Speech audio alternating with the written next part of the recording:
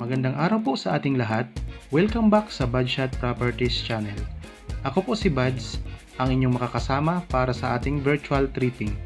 At kung ikaw ay bago pa lang po sa aking channel, huwag niyo pong kalimutang mag-subscribe at pindutin na rin po ang notification bell para ma-update kayo sa mga video na aking i-upload.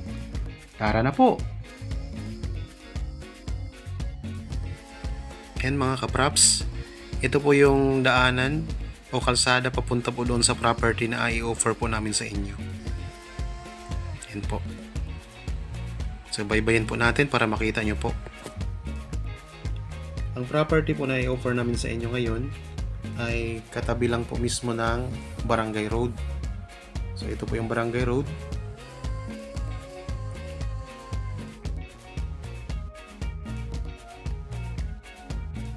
Titulado po, mayroon pong part na slope at saka mayroon pong part na patag.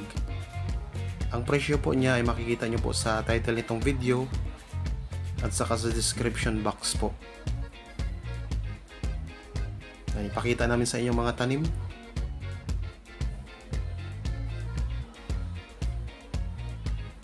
So hindi pa po yan kasama. Ito po ay pinapakita ko lang sa inyo ang mga katabi na property. So ito po yung kalsada na binabaybay natin.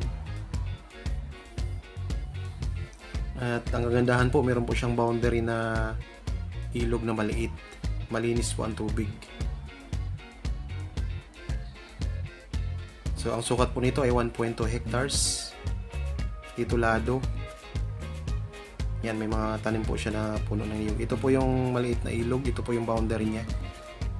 Ayan mga kapraps, napakaganda po.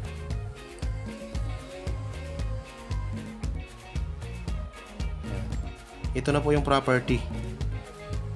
Ayan, katabi mismo siya ng kalsada.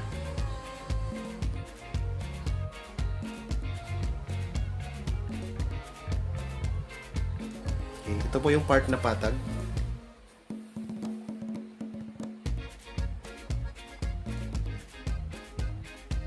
Ang boundary po nito mga kapraps, ayan po. Yung may poste o may kahoy na yan. Ayan, ito po. Ito po yung boundary niya. Yan po ang katabi na property. Yan yung boundary tapos katabi na property. Tapos ito po yung property na ino-offer po namin sa inyo ngayon. Ayan po, may mga tanim din po sila na mga puno ng niyog.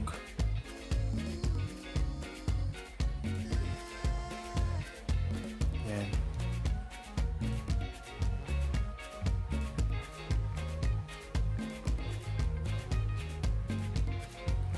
Murang-mura lang po ito, kaya kung nagustuhan nyo po ito ay kayo na po ang bumili nito mga kapraps.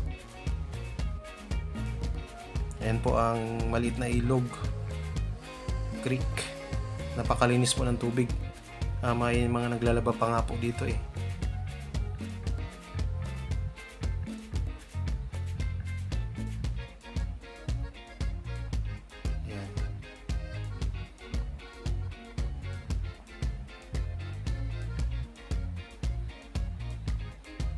Yan, kasama po yung maliit na kubo sa property. Tapos yung may bakod po, kasama pa rin po yan. Nilagyan lang po yan ng bakod na mga palapa, gawa ng tinanam po siya ng mga gulay din po. Tapos meron po siyang puno ng kaimito sa gitna, ayan po. Yan, kasama pa rin po ito sa property.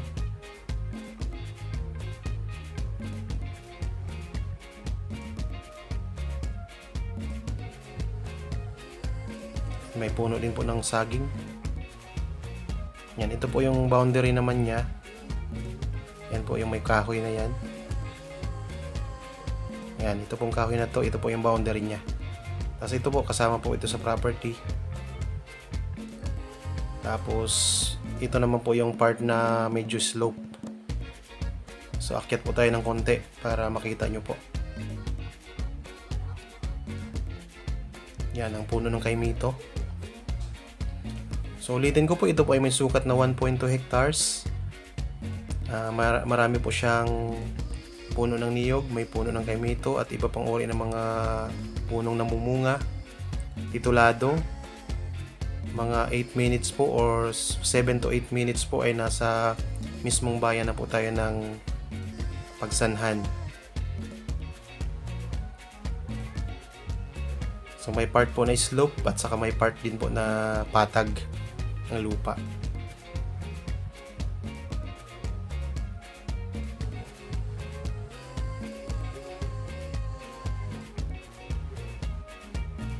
Ayan po, dito na tayo sa taas ng property.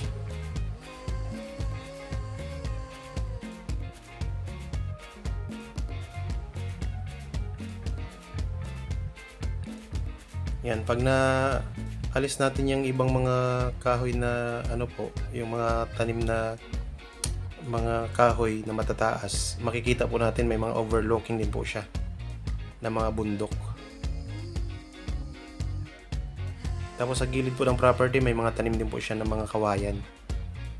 Ito po ang mga niyog niya, mabababa pa lang po, pero may mga bunga na po yan. Ayan po, may mga bunga na yan. Kahit mabababa pa lang po. Ayan po ang overlooking. Ayan. Tapos yun po, yung nakita nyo, yun po yung kalsada. Ayan.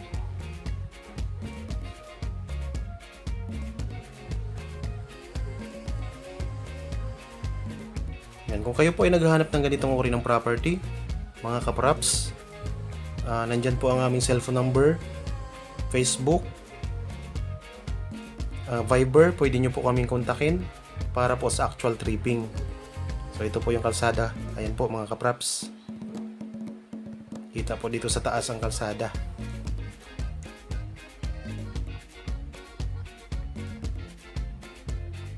Pwede pong magtayo dito ng rest house sa taas. Napaka-aliwalas po ng klima dito. Ayan.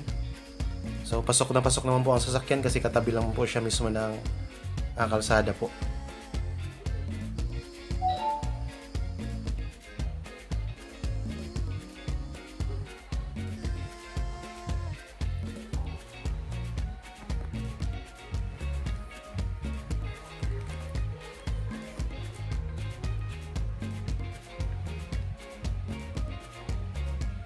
Ayan mga kapraps, napakaganda po ng property na to. Sana po kayo na makabili nito.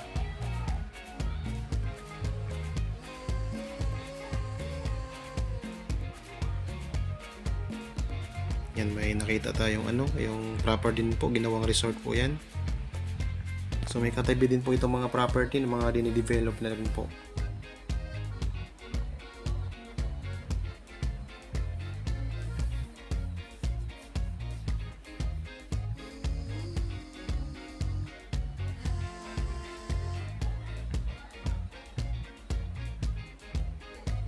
Ulitin ko po, ito po ay may sukat na 1.2 hectares.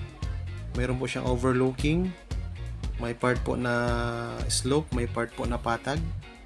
May mga puno ng niyog. May access po ng kuryente. Mayroon din po access ng tubig. Titulado po ang lupa. At malapit lang po siya sa mismong bayan ng Pagsanhan. So may mga tanim din po na iba't ibang uri ng mga punong namumunga.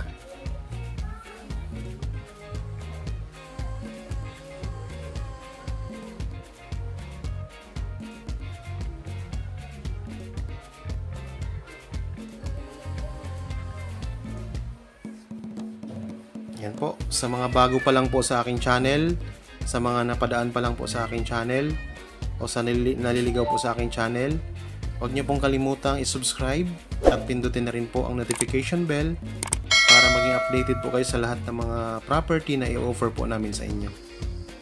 Baka may mga kaibigan po kayo naghahanap din ng property. Marami po tayong mga video na nakapost dito sa ating channel. So pwede niyo pong i-share at paki-like na rin po ng ating mga video. Ayan po. Yan po ang kay Mito. Maraming salamat po sa inyong pagsubaybay. God bless po at mag-ingat po tayong lahat.